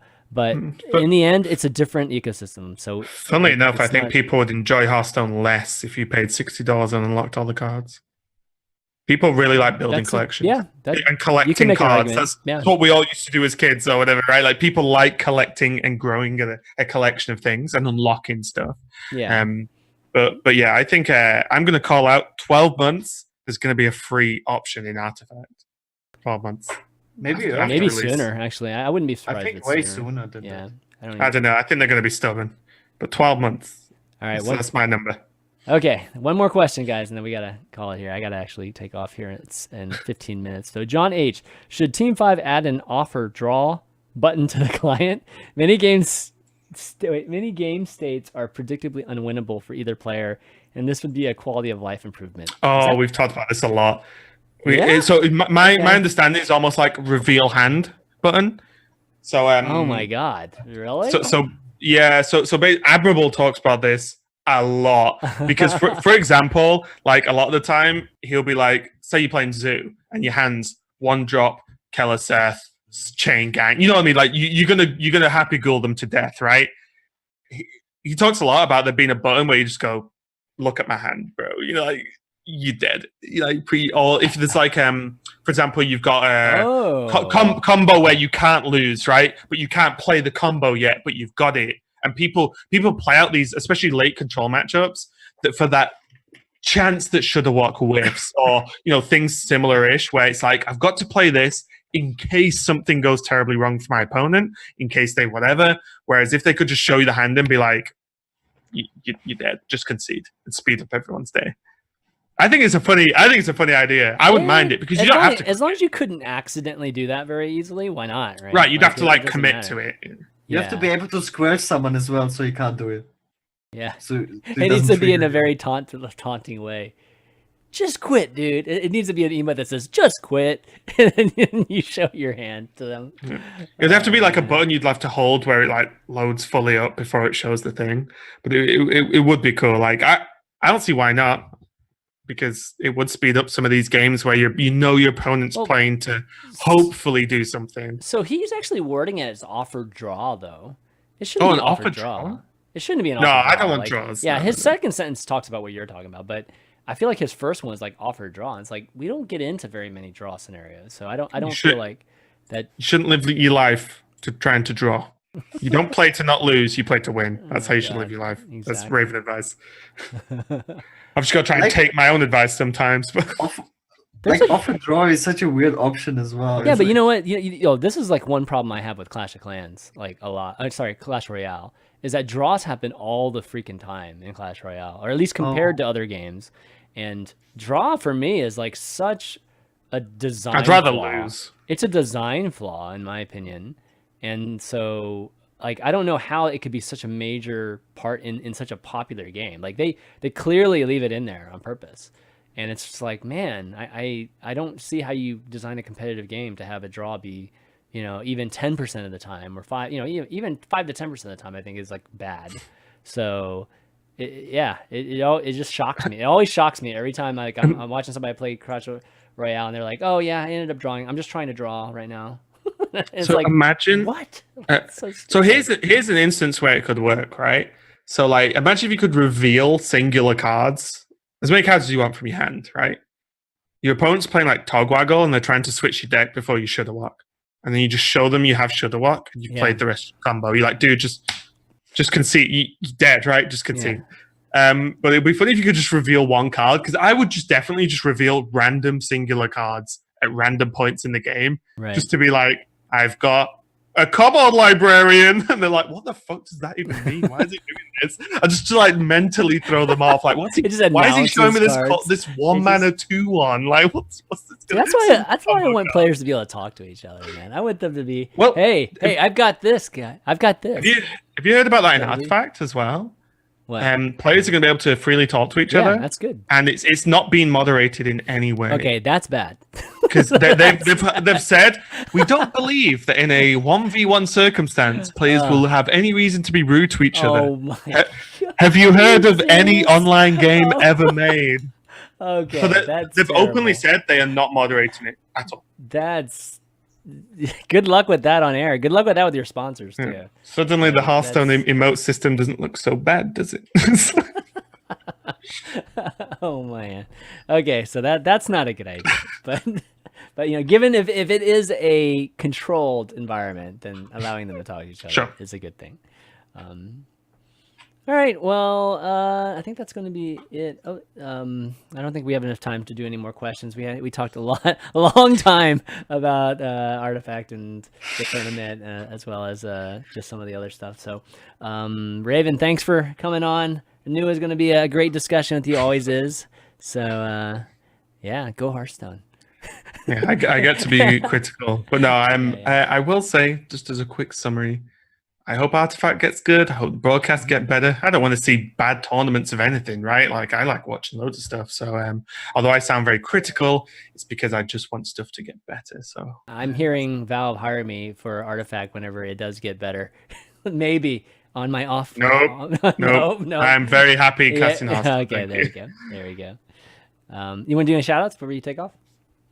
No, just the usual. I'm actually don't have anything particularly lined up over the next month or so over Christmas. Because I actually just want to stay at home with family and stuff. It'll be pretty cool. Done a lot of traveling last few weeks, but yeah, just follow me, Ravencast. You can see it. Nice. Bad at this. There, boom. Took me 5 minutes before I got there. And then I do stream, but it's been a bit wishy-washy while I try and sort out some kind of schedule, but it's kind of wonky at the moment. But yeah, I just stream Raven HS, so the usual stuff. But yeah, thanks for having me on. I appreciate it. Nice. Gaara? Shout out to Raven for being on the show. Always fun to have the British people on the show. They're very emotional. We'll play some Blackout soon again, Gaara. Yeah. We'll be friends again. We'll be friends. And shout outs to, if you want to learn more about Artifact, I just uploaded a 1 hour long video on my YouTube channel about the fundamentals of Artifact. If you want to check that out. And yeah, that's What's your YouTube channel again? Twitch TV. Gaara Shaman on Twitch and on YouTube. So cool. Yeah, definitely check that out. Definitely these intro videos are very necessary, you know, like before you watch some of the broadcasts. That's definitely what I learned last weekend. You got to understand the game. I mean, that's first and foremost. Yeah, so anyways, I would thank the two of you guys for doing the show, all of you guys for watching and bearing, you know, through us. I know a lot of folks that listen don't necessarily want to hear that much about Artifact, but I hope it was at least in the context of how, you know, comparing it to and it wasn't like that many things. Crazy news about Hearthstone. So yeah, it was kind of a slower week anyways, but we'll have some more cards to talk about next week. But you can check out the show on all the normal channels, youtube.com/hsreplaynet, as well as all the audio channels, so iTunes and Google Play. Let me know, guys, if you have any issues with Google Play. I had a few people have problems with it not updating on Google Play. If that ever happens, guys, just unsubscribe and subscribe again to the feed, and it usually fixes the problem. But you can catch us on Spotify as well as soundcloud.com/ChanmanV too. So definitely check that out. And I think that's gonna be it, guys. We're gonna be back next week, And you know, I don't know if Raven's gonna be back, but definitely me and Gaara will be back. So for Raven, Worst Gaara, case, I'll be in chat. and myself, yep, ChanmanV, we'll see you next week.